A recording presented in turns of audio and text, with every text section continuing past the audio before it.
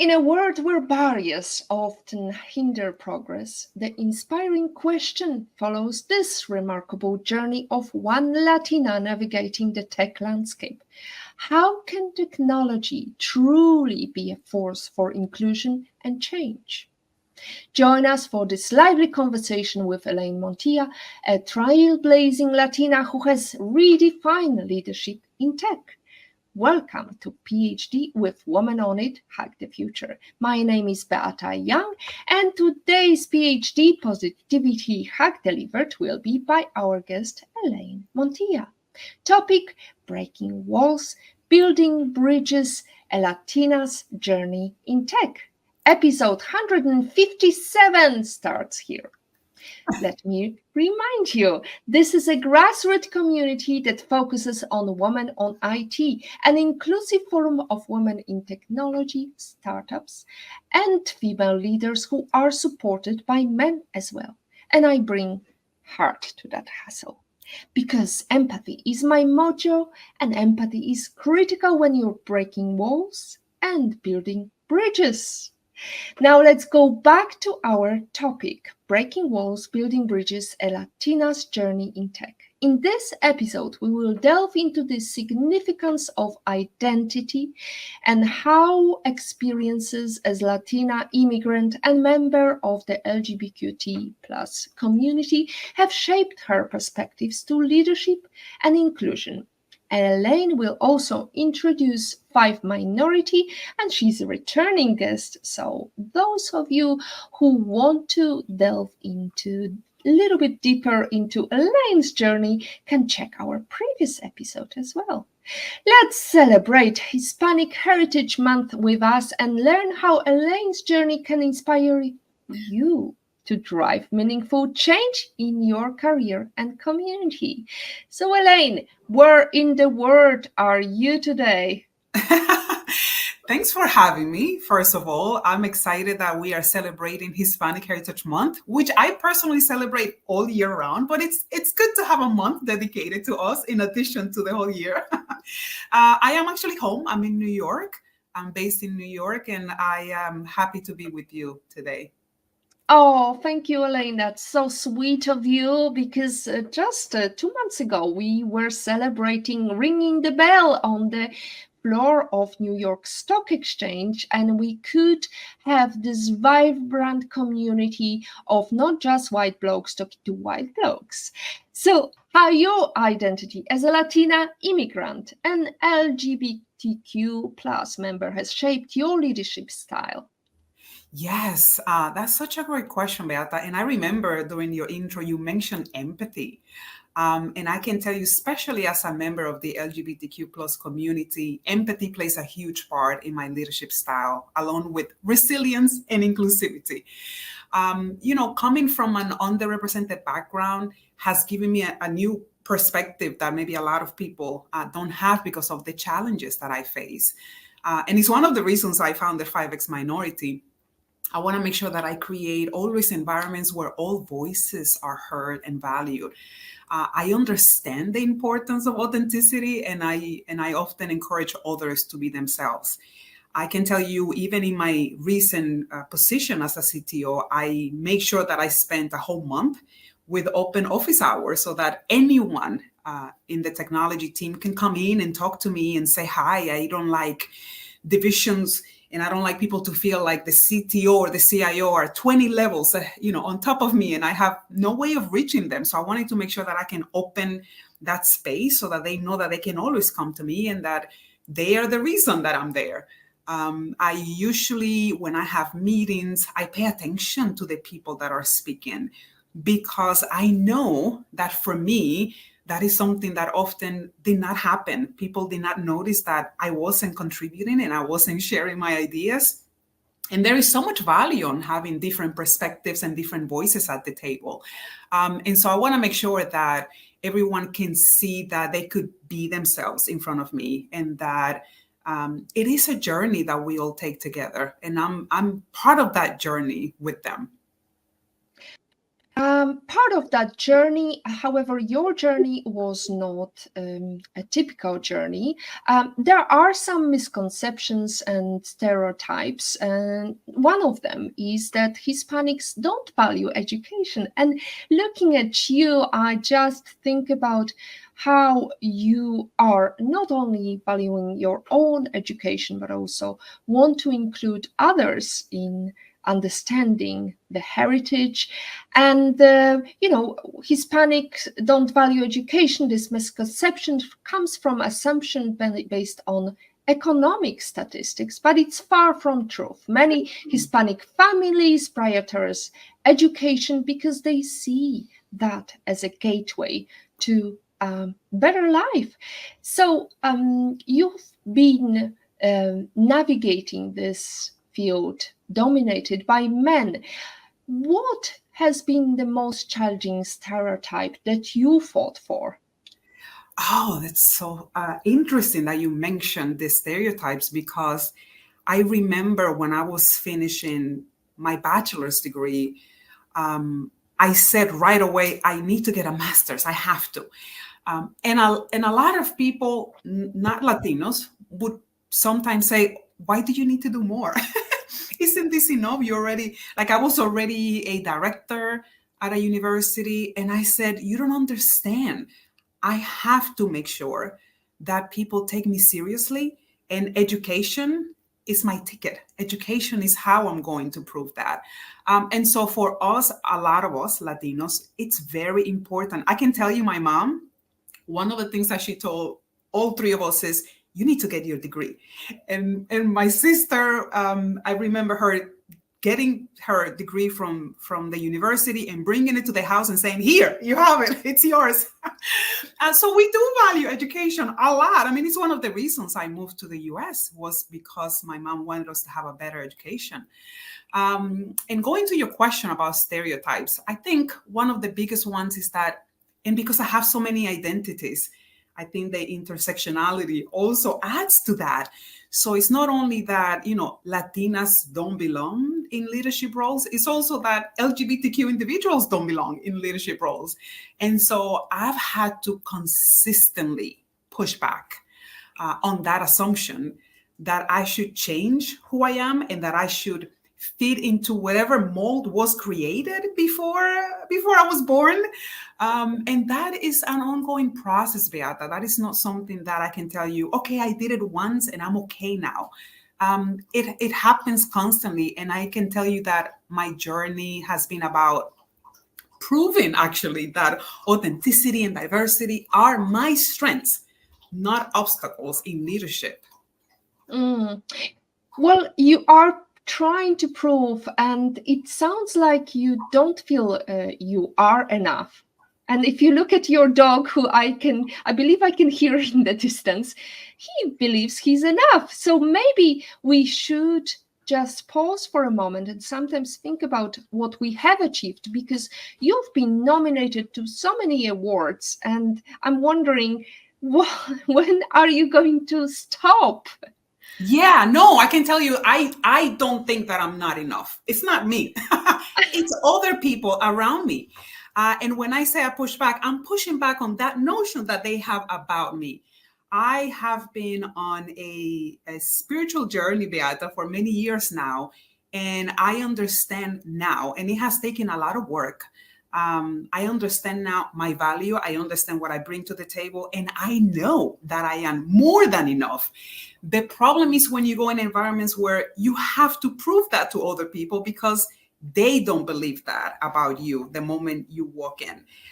And so there is a lot that's connected to that. And I think that's sometimes what other people don't understand, that it's not that we don't believe it, it's that we have to constantly prove ourselves to other people because they don't believe it. Well, I have to tell you, when you walked into that room on New York Stock Exchange, you owned it, Elaine.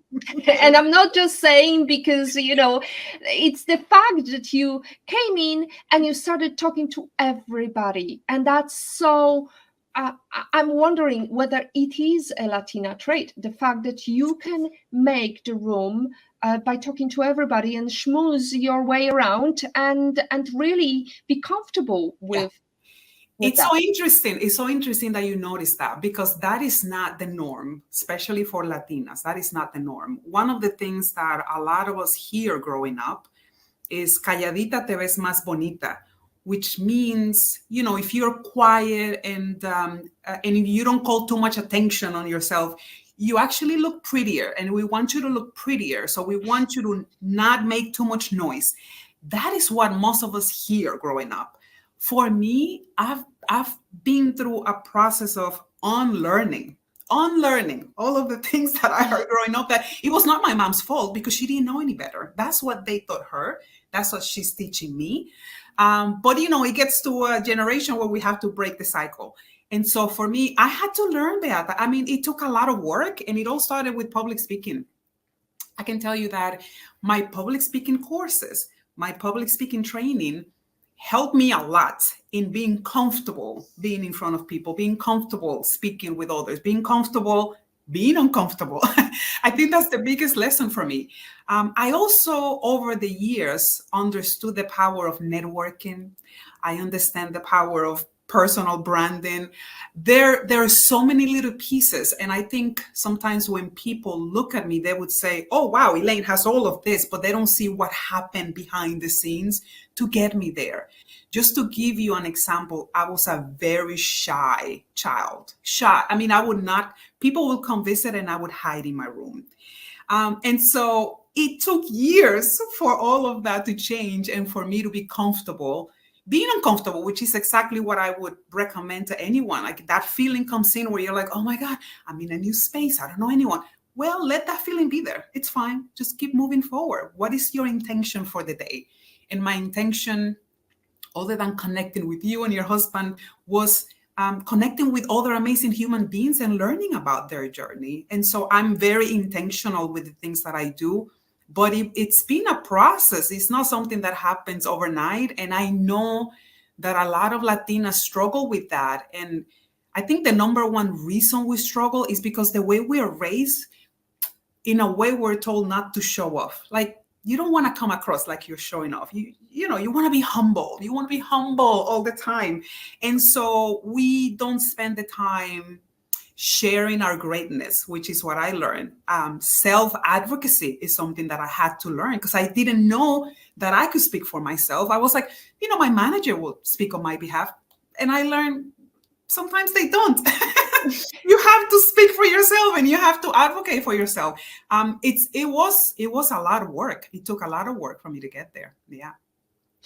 Well, it takes a lot of work, a lot of effort to show your authentic self. And I just remember recently I watched this interview with a comedian who talked about, you know, everybody's jealous because I've got so many gigs and I'm invited to this channel, this television, this stage, but nobody was jealous of me drafting thousands of pages of stunts and jokes, and that's madness, but that is what is required to get to where I am at now. Yeah. So that's really resonates with me, Elaine, as well, because I used to be a very introverted, shy mouse in the corner, sitting in the corner, and that's very much how Polish girls are raised as well, which is not really a trait for a leadership, because the thought-provoking leader is the one who is, as you said, self-advocating for others, for themselves. And you definitely shine the light into other Latinas and other from your community and beyond.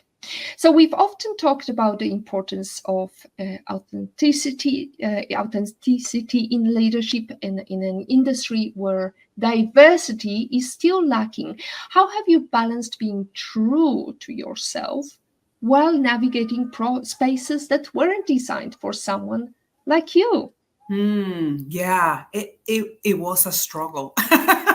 I want to keep saying that, Beata, because I think sometimes we talk about the good things and everybody sees me when I do an interview and the content that I share, but we don't talk about the struggles enough. We don't talk about, like you just mentioned about this comedian. No one sees what happened. No one sees the nights that I was working on 5X Minority and no one was paying attention to it.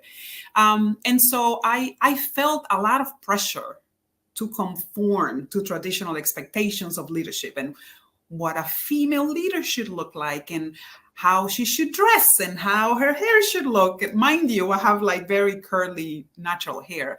And for many years, I would not show it. I did not want people to see my natural curls. I wanted to dress like them. And so I had to wear a suit, and sneakers was out of the question. I could never wear that. And so, I think I realized that I was trying to fit into a mold that was not created for me. And it was exhausting. It was exhausting. And that's one of the reasons I have so much hope for the next generation, Beata, because you and I have spoken about this many times in the past. They're paving their own road ahead of them, and they are deciding what they want it to look like. They know what they want companies to look like. They know how they want to feel when they walk into the workplace. They're doing their homework and looking at the leadership team and the roles and what are companies doing about diversity and inclusion. So I can tell you that not being myself was limiting my potential. I mean, there is so much research that shows the power of diversity. I had two versions of Elaine. I had a version of Elaine that was outside of work. And then when I entered the workplace, I had a different version originally because I did not share that I was a member of the LGBTQ plus community. And it was very scary for me. I remember going into meetings and not feeling sure if I can share my authenticity with that particular group around that particular table. It is very exhausting to have to think so much about the things you could share. I remember having to use the word partner when people were talking about their weekends. What did they do over the weekend? And I was like, oh my God, if I say wife, I'm going to scare a lot of people right now. So it took me a while to be comfortable and embrace who I was, my background, my values. And I discovered that authenticity became a source of strength, actually. And that's why you see me right now. But it took a lot of work to get there. And so I do not want anyone to feel that way when they're working with me. And that's, you mentioned, how does it shape my leadership style? I've been through it myself, and I know how it feels.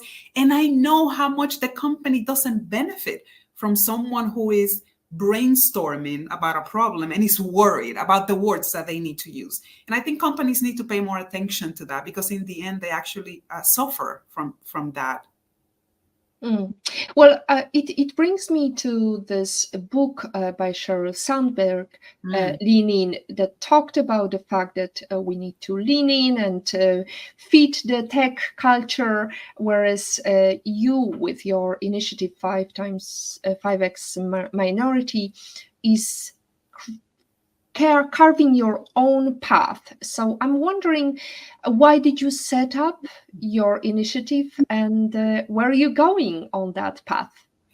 Yeah, it's interesting you mentioned that, because what happens with a lot of women, especially, is that you need to find a way in. You need to find a way in. And sometimes in order to find a way in, you have to adapt to whatever is happening there. And once you're in, you can change. You can make changes once you're in. But I understand both sides, and I don't want people to think, oh, I'm going to be myself today and everything that I want will happen. That's not how it happens sometimes. And I want to be transparent about that. Companies are different. Companies have different cultures. And so I would recommend that you really do your homework before you go into a company, and you ask enough questions during the interview process so that you know it's a good fit for you. 5X Minority really started as a blog. I love writing. I know you know this. I love writing.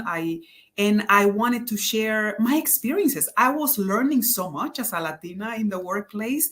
And I realized that a lot of my friends did not know the things that I was learning. And I was like, well, why don't we share this more often? Why is this a secret that only a few people know? I also know, Beata, that we have this, this small thinking sometimes that leads us to believe that there is no room for more than one. And what happens a lot, especially for women sometimes, and I've seen this myself, is that when one makes it to the top, they don't want anybody else to make it to the top because there's only room for one. And I want to change that because there is room for more than one, for sure. I know that. And it's a change in mindset, and it's a change in the company culture. And so when I deliver my TEDx talk on the value of mentorship, I started getting so many messages and emails, and I was crying because a lot of women were saying, wow, Elaine, you're saying things that I really wish I heard in the past. You're actually a Latina, lesbian, and you made it to the C-suite. I have hope now that I think is possible for me. And that's one of the reasons I decided, you know what, maybe I cannot do a lot, but I have to do something. I have to do something. And I think that happens a lot with a lot of us, that we feel like there is nothing we can do. And if that's what you're thinking, just do something. Just start small. Start small, and you will be amazed at the difference that you can make. My passion now is to make sure that I can support other women, continue to mentor other women, and help them see what's possible for them. And a lot of that is a change in mindset, because we grow up hearing a lot of things that are not true. And so you have to learn how to question your thoughts and challenge whatever is in front of you at that moment. And it's not easy, but if you're intentional, you can get there. Well, so many thoughts here. You just jeopardized my next question. Anyway, tech has the power to solve some of the world's biggest problems, but it can also reinforce inequality. How do you think the tech industry can do better in closing the diversity gap, not just in hiring, but in shaping inclusive company cultures? That's a great question. It's actually a big question, Beata. I know. From my 20 plus years working in technology, one of the things that I notice is that sometimes companies, I'm not talking about any company specific, but a lot of companies sometimes focus on short-term hiring practices and short-term hiring metrics instead of focusing on long-term cultural change. And so I think it starts with recruitment. I think if we can pay attention to that, and if we can make changes there, everything else will flow in. Of course, there is more work to do after that, but that's where I think we can start. We should be intentional about recruitment practices that target underrepresented groups. But it goes beyond creating environments where people can fit in, because like I mentioned, I don't want to fit in anymore. I want to be myself, and I want you to love me just as I am. I think companies can also, spend some time prioritizing mentorship and sponsorship opportunities. I don't think we speak enough about sponsorship. And that's one of the things that helped me the most, is the fact that I had a sponsor. Professional development, that must be a priority when we're putting together our budget requests every year. And then having clear paths for advancement and that are accessible to everyone, regardless of their background. I think there is a lot of work to do. There's a lot of unconscious bias. And so it's not a one-time solution. And it takes a lot of work. And I think that's what's difficult, that sometimes companies focus on it once. And a lot of women in tech leave after just being in tech for a few years because of that same problem. They were able to make it in, but then we forget about them, and we don't provide them with the support that they need or spend the time understanding what works for them. Even when you think about engagement and you think about rewarding employees, there is no one size fits all. I have intentional conversations with my teams to find out, what does reward look for you? Some people want money, some people want visibility, people want different things. And I think we have to stop with putting everyone in a box, which is something that I know what it feels like, and just having conversations, open conversations, and listening to them so that we can have, different voices at the table, and different people sharing their background and perspectives, you want the company to look like your customers. And our customers, today look very different from what some of the companies look like. So I think we're making a lot of progress, and there is more work to do, and we'll continue to do that. Well, one of the things that many key stakeholders are talking about is the fact that diversity and inclusion is becoming kind of a buzzword for especially big corporations. And one of the problem is that quite often diversity and inclusion falls into the lap of HR department. It's not really impacting the culture that much, and especially given the fact that many managers responsible for diversity and inclusion report to HR, not so much they are not really in a decision-making position. So what would you advise to a CEO if you were sitting in his position, and how he should rethink his strategy? Because you've talked about how you're working with your company currently and your past companies. So what would you do differently if you were in charge, let's say, New York Stock Exchange? I love your question, Beata, and I'm going to change it a little bit because you said CEO and you said his position. So I would say her position. Absolutely. I would advise her to have intentional conversations with the leadership team. I think that it's a lot to expect one person, the person that has the DEI title, to fix all the problems in a company. It's just unrealistic. It will not happen. I believe that we can do so much more if we go down to the management level and we make every manager understand the importance of diversity and inclusion. It starts with education. I think sometimes people don't even understand why this is important. What are the statistics that demonstrate that diverse teams bring more actually funding to a company, revenue to a company? And so I would advise her or him to focus on the data, to follow the data, to educate everyone, and to make it every manager's role. And I know that what I need to do for my teams, I'm not waiting for HR to come and tell me what's important, because I see it as part of my role. And a lot of managers don't see it that way, and they don't have the time. So let's make the time to make sure that we can have some resources available to them so that they understand what's in it for them, so that we can get buy-in. Because if you just tell people what to do, that's not going to be helpful either. Also, as a CEO, I would recommend him or her to serve as role models. I know that I look up to my CEO, and it's important that they can lead by example, right? Which is what I try to do. And I say try because we're not perfect. I am not perfect.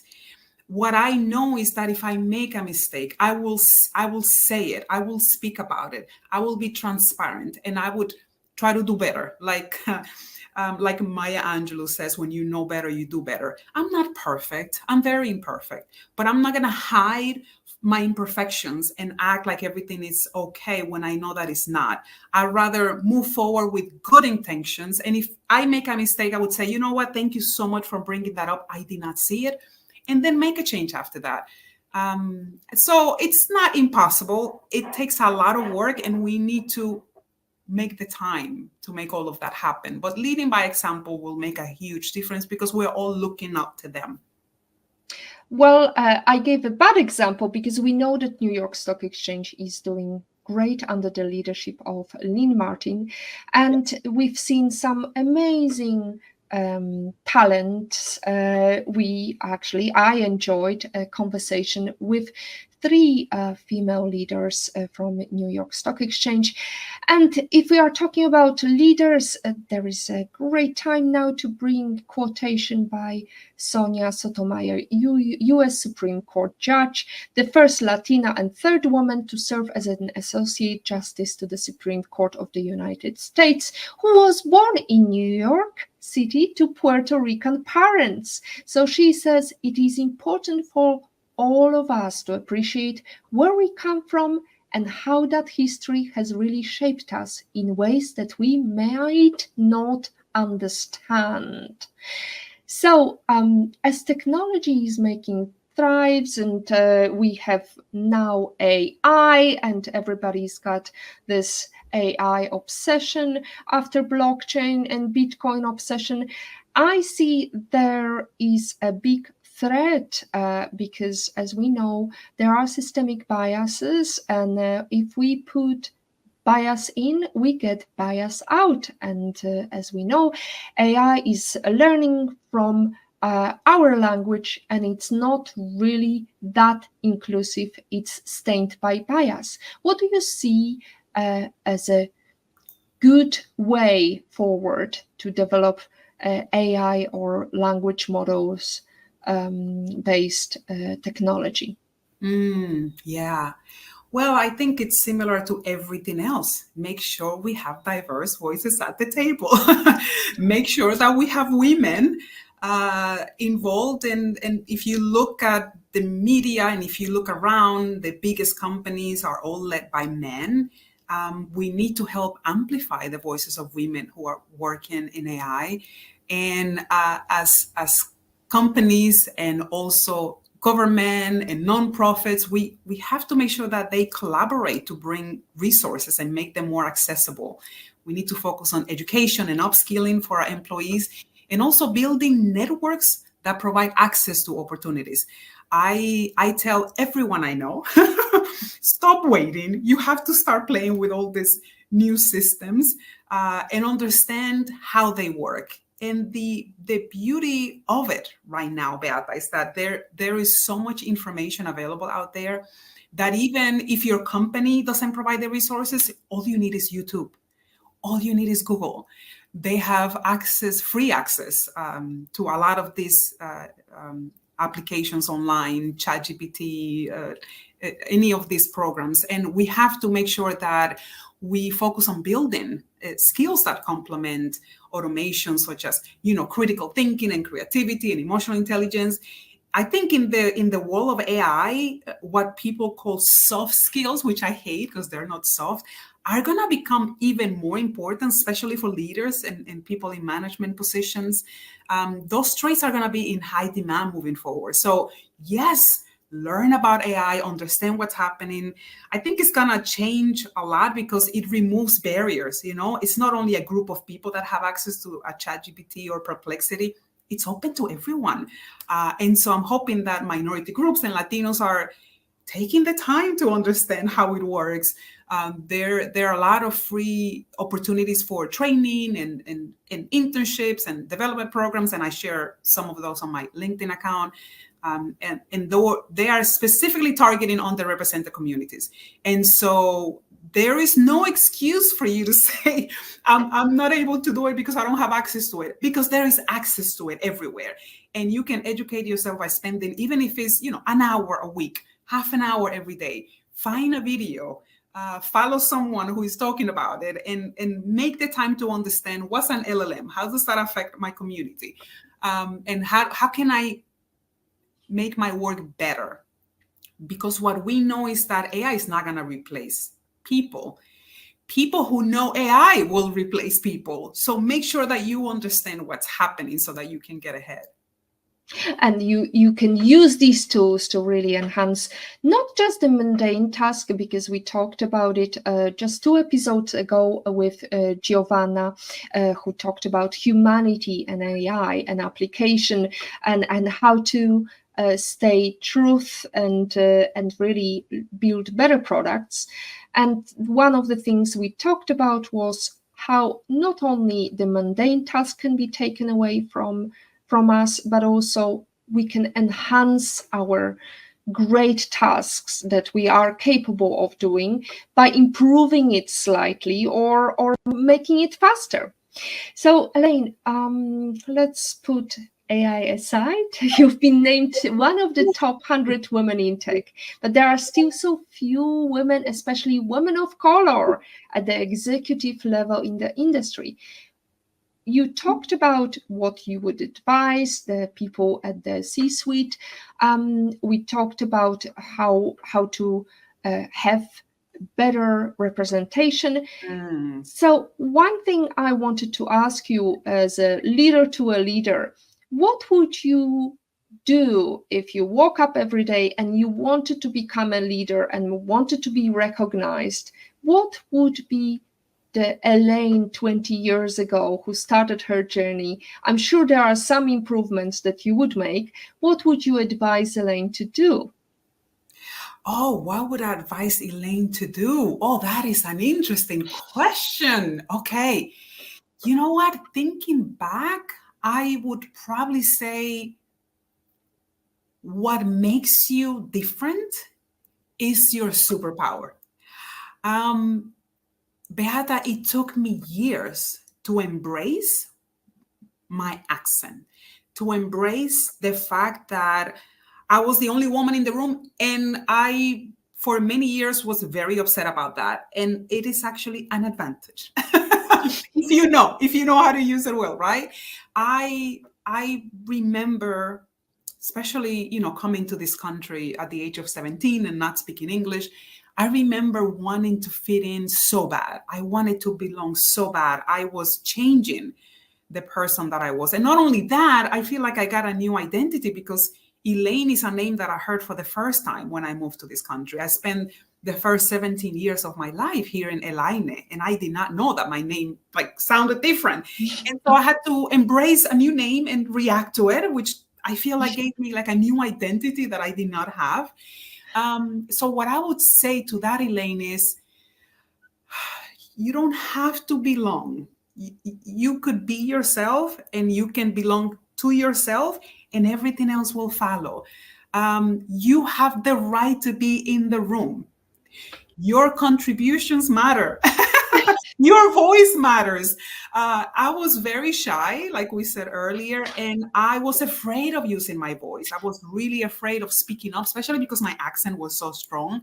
I felt ashamed for years for having an accent because I know that, people were staring at my lips because they couldn't understand what I was saying. And I was so conscious of it that I decided to stop talking. I stopped talking. And so So, I'm wondering because you didn't insist on being called Elaine. You just wanted to lean in. Would you tell yourself to insist on being called Elaine? That's a good question. Let me think about that. Because you see, a problem with my name is when I came to London first time, everybody had struggled. Eventually, I was called B. And the thing is, my husband actually made a point of no, you're not B, you're not Sylvia, because that's my middle name. I wanted to make life easier for everybody else. And it's again this concept of leaning in. Whereas, it's so the beauty of our names is that we can actually teach others. It can be difficult to call you Elena, but actually it's part of your identity. You're different. You're not just Elaine, you're Elena. Yeah, that's a good question. I probably would have taken the time to teach others how to say my name, and I would probably say it enough times that it would become the norm. Beata, it's so hard for me to think about that right now because I'm not there. And so, like you, I am someone who back then did not want to inconvenience other people, which is one of the reasons I didn't want to worry. I had so many things to worry about. My name could not be another thing that I have to worry about. So I think it would have probably giving me more stress. So right now I'm in the middle. I am actually not sure. I don't mind, Elaine. I feel that I had so many other things that I was fighting that if I could avoid one, then it's okay. Just call me Elaine. But I do understand the importance of, your name and your identity, and people knowing who you are. So I would have to go back then. I don't know. I'm still, it's a good question. I'm still thinking about it.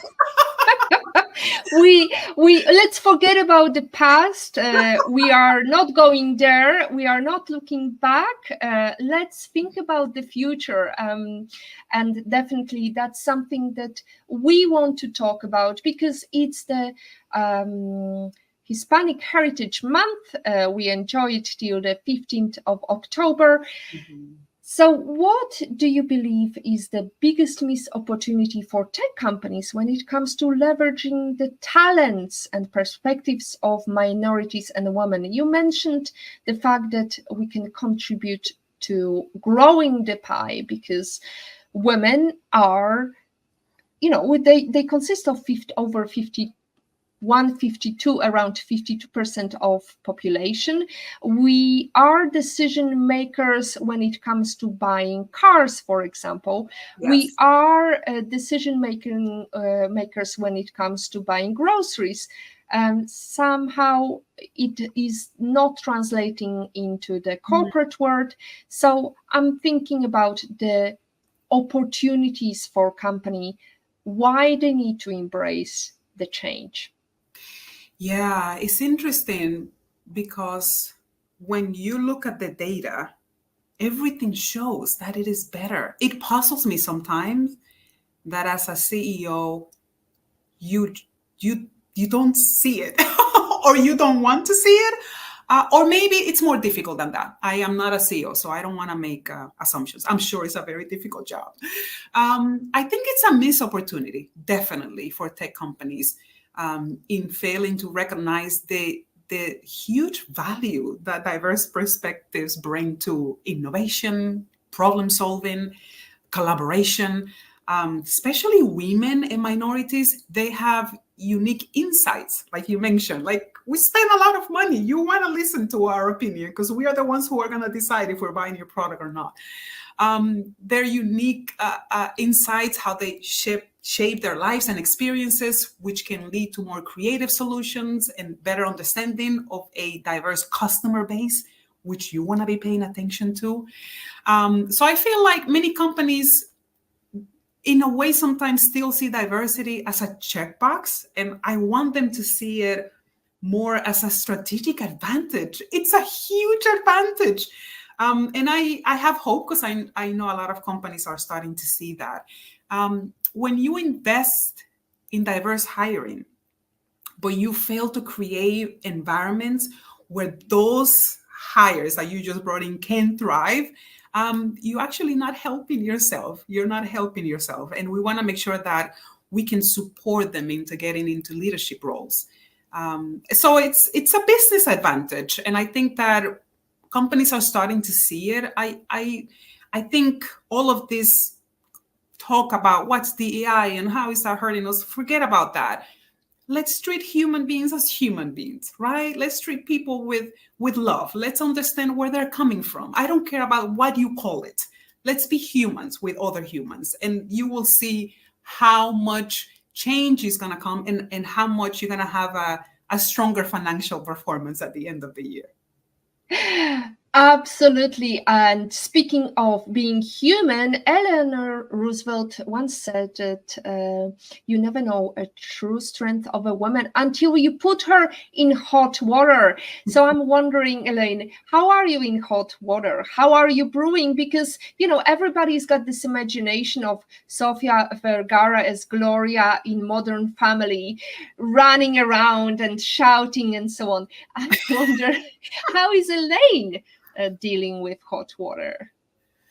Oh, that's interesting. I think that maybe because of my spiritual journey, I'm a very calm person, as you can see. My teams will tell you the same thing. Sometimes they ask me, Lane, why don't you get upset? Well, I get upset. It's not that I don't. I have a lot of tools to deal with it now. I can tell you that over the years, I've dealt with a lot of things that includes not being heard, my ideas being dismissed, and even myself just feeling imposter syndrome, feeling that I don't belong in the room. And I think all of that has, like a hot tea, it has brewed a sense of confidence and purpose in me. And it's one of the reasons that I am now committed to creating spaces where other women don't have to face all the things that I had to face moving up to the C-suite. It's not easy, and there are a lot of challenges. And I'm hoping that maybe in the future we can have more conversations about the challenges so that people can actually see, this is what happens. It's not a dream. It's not flowers. It's a lot of work. I can tell you, Beata, that I had to stay late and I had to work harder than anyone else around me because I knew that as a Latina and as a member of the LGBTQ community and as a female, if I didn't do that, people would not take me seriously. People would not pay attention to what I was saying. And so it's that what I'm focusing on now, and making sure that I share my wisdom, which is my wisdom is what worked for me. I'm not imposing what worked for me on anyone else. I like to share so that people can think about it and decide, is that something that is relevant to me? Does it resonate with me? And then you make your decision for yourself. Speaking about wisdom that resonates, what is your life lesson quote and how does it shape you as Elaine of today? Yes. So I love this author who recently passed away. His name is Dr. Wayne Dyer. And I live by his quote because it changed my life. It says, when you change the way you look at things, the things you look at change. And one of the things that I learned, Beata, is that the way I was looking at myself was not helping me early on in my career. And I had to change the way I saw myself so that others can see me differently. Because one of the things that I learned over the years is that we teach people how to treat us. We teach people how to treat us. And a lot of that comes from the way you see yourself.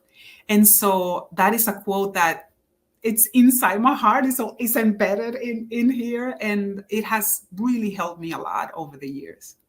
That also ties in neatly with what you talked about mentorship and sponsorship, because I noticed recently you met on the mentoring path with some gentleman who probably, does not realize how much he's got to learn from us, because men usually or people who are mentors usually take it as a one-way path. They're gonna teach you, but it's quite the opposite, because mentor and mentee route is a two-way street, isn't it?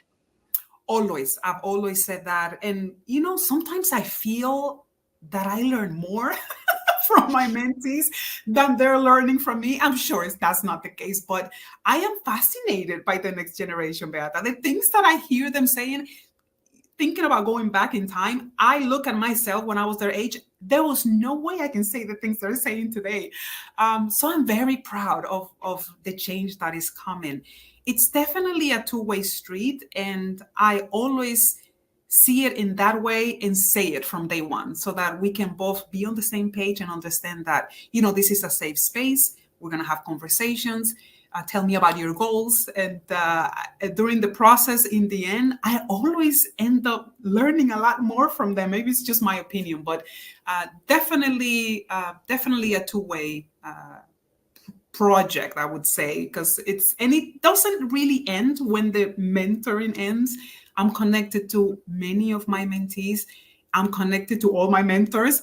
And so it's a relationship that lasts a lifetime. So, Elaine, it's time for you to look at your mentees and think about that. When you change the way you look at things, the things you look at change. Exactly. So it's not you learning more from them. They are learning more from you. Because I think we're learning from each other, Beata. Absolutely. So that's another quote that ties in neatly with my quote that I always use during our show, which is, when you look at positives, The positives get more positive.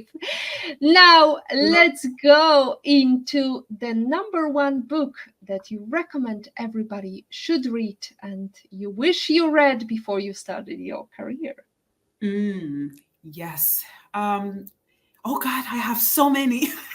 Let me think of one. And I would probably go with The Four Agreements by Don Miguel Ruiz. That is a book. And by the way, the four agreements are: be impeccable with your word, which is my favorite agreement. Number one, be impeccable with your word. Number two, don't take anything personally. And they sound so simple, but they are so powerful. Number three, don't make assumptions. Oh my God. If I could speak for hours about each one of these. And then the fourth one, always do your best.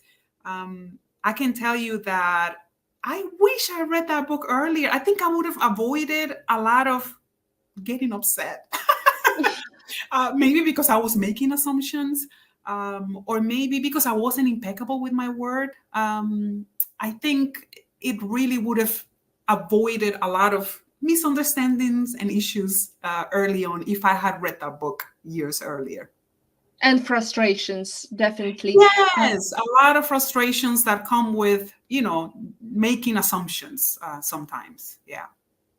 But let's forget about frustrations and imagine that you could go anywhere and invite anybody to a private breakfast. Who would you invite and where would you go to? A private breakfast. I'm going to assume someone who's alive. So I'm going to think about someone who's alive today. And that would probably be Michael Singer. Michael Singer is an American author and a motivational speaker. And he was a software developer, believe it or not. And he embodies everything that I believe in. You could be working in technology and be a spiritual leader. I love this human being so much. Where would we meet? Nature, for sure. It would have to be probably in a forest or something like that. And I would want to talk about maybe understanding better how I am the observer of my life and not be in it so much all the time, trying to control everything that happens around me. That is the path that I'm on right now. And I would love to ask him a few questions. He wrote two of my favorite books. One is The Untethered Soul, and the other one is The Surrender Experiment. I don't know if I mentioned this before, Beata, but for New Year's, instead of resolutions, I select a word of the year. And one year, my word was surrender. And I read his book and I spent the whole year practicing how to surrender to the things that are happening in front of me. And that doesn't mean not having power, but knowing the things you can control and the things you cannot. So I would definitely want to meet Michael Singer. Surrender. So you surrender to some circumstances and you also change your view on them and bring them as positives rather than negatives. That's a very thoughtful message for today for our listeners, and I did not expect anything like that, soul searching Latina today. I know they're learning something new about me through your podcast today, for sure.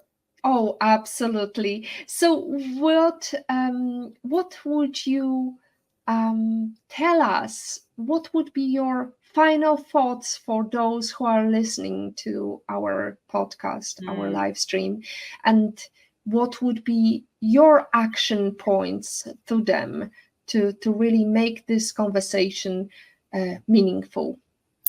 Yes. I'll share a few things. The first one for me is what I call collect evidence.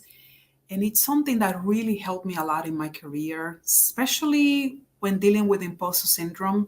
And I got this tip from one of my counselors, and it's called collect evidence. And what you do is you create a document. Mine is in a Dropbox, and you write down all of your accomplishments, regardless of how small they are.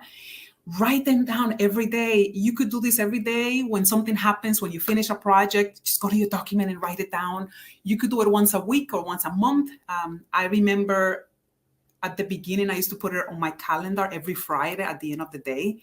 And I would reflect on the week and write down my accomplishments. And it would say, update, collect evidence, document. Do it whenever you want to. I don't care. Just do it. And one of the reasons I recommend it is because whenever I feel imposter syndrome coming back, I open that document and I remind myself how amazing I am and all the things that I've accomplished. It also helps you with your yearly review with your manager. If you want to come and bring a list of all the things you've completed, it helps you when you're asking for a raise. It can help in so many ways. So I will start with that. The second one would say it's imperative that you learn how to be comfortable being uncomfortable. It's a must. You have to. I remember the first time I did public speaking. I couldn't sleep the night before. I couldn't eat the morning of. I was so scared. I mean, you would not believe it. And so I had to learn that the feeling of fear will be there and it's not going to go away. So why not make it your friend? Why not let it stay with you and move forward with it? And the more you do that, the more you practice, the easier it gets. So even having a meeting and not being sure on what you're saying, just practice being uncomfortable and own your voice. Be unapologetically yourself. The right people will follow when you do that. Collect evidence, progress over perfection. These are the farewell messages from Elaine Montilla. Thank you so much for sharing your insights and wisdom and such a thought-provoking conversation today, Elaine. Your work is not only transforming the digital landscape, the Hispanic landscape, but also paving the way for more sustainable future. We're all living here today feeling totally inspired, Elaine. And even though it is a recorded conversation, we can't get the questions from the audience or comments from the audience today. I definitely feel it was a very inclusive conversation. People can look up Elaine. She's on LinkedIn and very active on 5xminority.com. And that's it from episode 157 of the PhD live stream with Elaine Montilla. To stay updated and ensure you never miss a positivity hack delivered, follow Woman on IT and turn on notifications to be alerted once a video has been released. Next week, we are coming to another Hispanic powerhouse. This time we are going to have host Myrto, who is joining us from Haiti. Thank you so much. As always, our positivity quote comes from Positive Thinking Only and goes, if you don't like something, change it. If you can't change it, change your attitude, as Maya Angelou is giving us this message. Today is your future. Today is your time to hack positivity you want. Thank you.